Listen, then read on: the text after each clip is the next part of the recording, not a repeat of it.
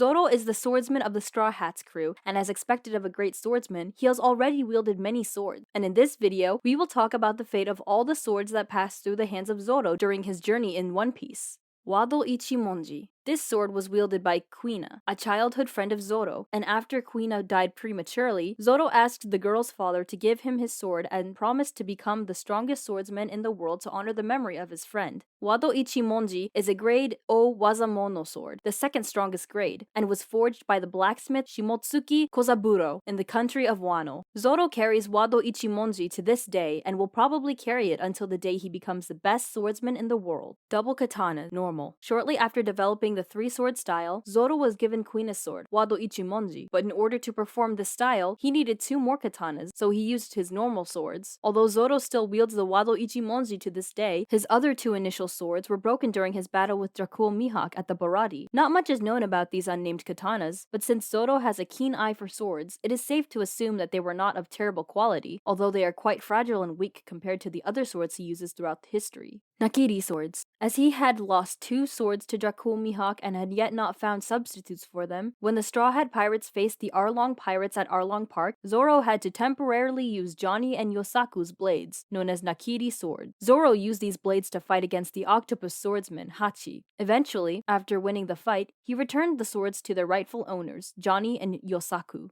Yubashiri. In Log Town, when Zoro went to buy 2 swords to replace the ones he had lost in his fight against Mihawk, he received Yubashiri as a gift from the shop owner, who was impressed by his courage. Yubashiri is a grade Ryowazamono sword, the 3rd strongest grade, and it seems to be a very obedient blade, unlike some of the cursed blades Zoro has wielded. But unfortunately, Yubashiri was destroyed by the Marine Captain Shu in Eni's lobby. Zoro kept the remnants of Yubashiri in the sheath on his waist until Thriller Bark, where he placed the remains of the sword at the burial site of the Rumbar Pirates. Suai Kitetsu. This was another powerful blade that Zoro acquired in Logtown. Although most of the characters weren't aware, Suai Kitetsu is a cursed sword of Zamono grade, the 4th strongest grade, and of all the Kitetsu swords is the weakest. According to Zoro, compared to Yubashiri, Suai Kitetsu is much more difficult to master, but despite this, the swordsman of the Straw Hat crew didn't take long to assert his authority over the sword and wields it to this day. Shusui. Known as one of the strongest swords in the series, Shusui is a grade O Wazamono sword, the 2nd strongest grade, and it is also a black blade. Shusui was wielded by the legendary samurai from Wano, Shimotsuki Ryuma, and after Ryuma's death, both the sword and Ryuma's corpse were stolen by Gecko Mordia, who used them to strengthen his army. When Zoro faced the reanimated corpse of Ryuma in Thriller Bark, the legendary samurai was impressed by Zoro's skills and decided to gift him Shusui. The sword replaced Yubashiri, and Zoro wielded Shusui until the Wano arc, where the sword was stolen by Yukimaru and later returned to Ryuma's grave. Seppuku Blade. In the Wano arc, after being accused of murder, Zoro was requested to take his own life by committing seppuku, a ritual where the individual pierces himself with a blade while another person slits his throat. And in order for the ritual to be performed, Zoro was given a shorter blade, but instead of following the orders, Zoro used this blade to massacre everyone in his way. The swordsman's control over the seppuku blade was magnificent, despite its short length and intentional difficulty in handling. However, even though Zoro can imbue haki into this blade, it was not made for battle, and as a result, he has never used it again. Kamazu Sickle. In the Wano arc, after having Shusui stolen by Yukimaru, Zoro was intercepted by a man known as Kamazu, who was later revealed to be the supernova killer. During the fight against Kamazu, Zoro seized one of his enemy's scythes and used it to hit him. However, Zoro lost a significant amount of blood during the battle and ended up fainting after the attack, returning the scythe to its rightful owner, Enma. This sword was formerly wielded by Kozuki Oden. After his death, his blades were handed down to his children. Kozuki Hiyori received Enma, and later she entrusted the sword to Zoro, who had just returned Shusui to the country of Wano. Enma is a grade O Wazamono sword and is so powerful that few swordsmen can wield it. This sword has the habit of draining all the haki from the user's body,